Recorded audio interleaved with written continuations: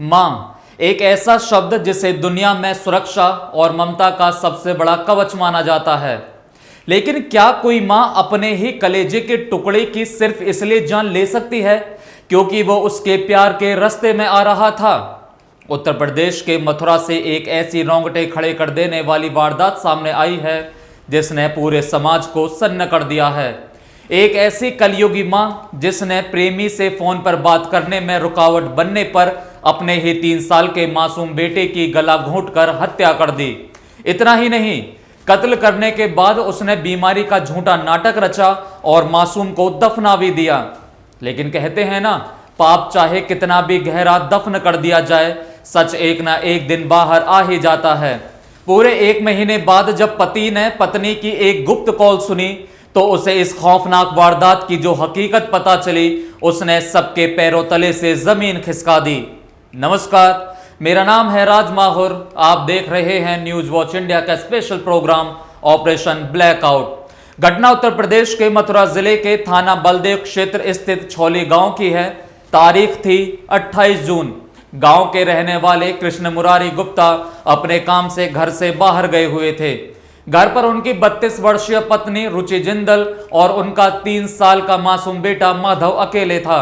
सब कुछ सामान्य चल रहा था, लेकिन रुचि जिंदल के मन में कुछ और ही चल रहा था। जैसे ही पति घर से बाहर गए, रुचि ने अपने गुप्त प्रेमी को फोन मिलाया और दोनों घंटों बातों में मशगूल हो गए। कॉल पर बात करने के दौरान ही 3 साल का मासूम माधव अचानक जग गया या रोने लगा। बच्चा लगातार रो रहा था और अपनी मां का ध्यान खींचने की कोशिश कर रहा था, लेकिन प्रेमी के प्यार और बातचीत में अंधी हो चुकी रुचि को बच्चे का रोना खलने लगा। उसने बच्चे को शांत कराने की बजाय उस पर झल्लाना शुरू कर दिया। जब मासूम का रोना बंद नहीं हुआ तो रुचि को डर लगा कि कहीं उसकी बातचीत में बाधा ना पड़े या आसपास के लोगों को भनक ना लग जाए। और इसी सनक में उस मां ने अपने हाथों से अपने ही 3 साल के बेटे माधव का गला दबा दिया। मासूम तड़पता रहा, सांसों के लिए जूझता रहा और थोड़ी ही देर में उसकी सांसें हमेशा के लिए थम गईं। हत्या करने के बाद रुचि के चेहरे पर शिकन तक नहीं आई। उसने तुरंत अपने पति कृष्ण मुरारी गुप्ता को फोन किया और रोते हुए झूठी कहानी गढ़ी कि बच्चे की तबीयत अचानक बहुत खराब हो गई है और वह बेहोश हो गया है। घबराए परिजन तुरंत पहुंचे और बच्चे को लेकर सिम्स अस्पताल भागे, लेकिन जब तक डॉक्टर बच्चे को देखते तब तक बहुत देर हो चुकी थी। डॉक्टरों ने 3 साल के माधव को मृत घोषित कर दिया। अब सवाल था कि मौत हुई कैसे। शातिर रुचि ने चालाकी से बयान दिया कि बच्चे को दवा और पोलियो के ड्रॉप्स पिलाई गई थी। शायद उसी का रिएक्शन हो गया या कोई अचानक बीमारी आ गई।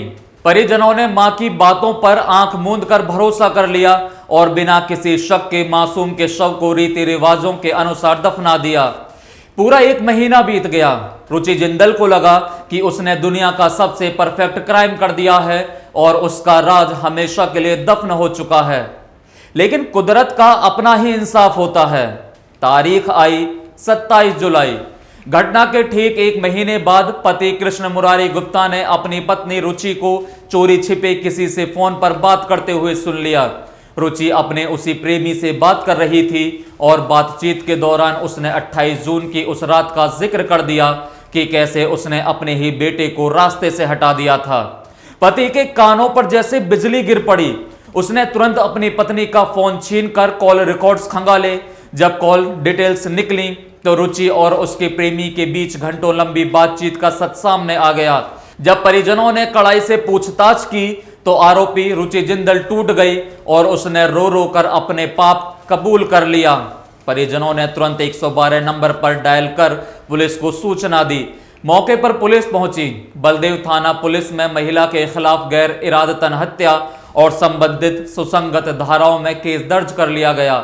मामले की गंभीरता को देखते हुए क्षेत्राधिकारी सीओ महावन संजीव कुमार राय ने बताया कि कानूनी प्रक्रिया पूरी कर अब उप जिलाधिकारी की अनुमति से मासूम के शव को कब्र से बाहर निकाला जाएगा और पोस्टमार्टम कराया जाएगा ताकि मौत की असली वजह और गला घोटने के वैज्ञानिक सबूत जुटाए जा सकें। दोस्तों, यह घटना सिर्फ मथुरा के एक गांव की खबर नहीं है, बल्कि यह हमारे समाज के सामने एक बहुत बड़ा सवाल खड़ा करती है। जिस माँ को एक बच्चे के लिए भगवान का रूप माना जाता है, वही माँ जब अपने अवैध संबंधों और वासना के अंधेपन में अपने ही बच्चे की कातिल बन जाए तो समाज किस दिशा में जा रहा है। 3 साल का मासूम माधव जो अभी ठीक से बोल भी नहीं पाता था, उसे क्या पता था कि जिस गोद में उसे सबसे ज्यादा सुरक्षित होना चाहिए था, वही गोद उसके लिए मौत का फंदा बन गई। फिलहाल पुलिस आरोपी महिला से पूछताछ कर रही है और उसके प्रेमी की भूमिका की भी जांच कर रही है। इस खौफनाक और दिल दहला देने वाली वारदात पर आपकी क्या राय है? क्या ऐसे संगीन मामलों में फास्ट ट्रैक कोर्ट के जरिए सख्त से सख्त सजा दी जानी चाहिए? अपनी राय कमेंट बॉक्स में जरूर बताएं।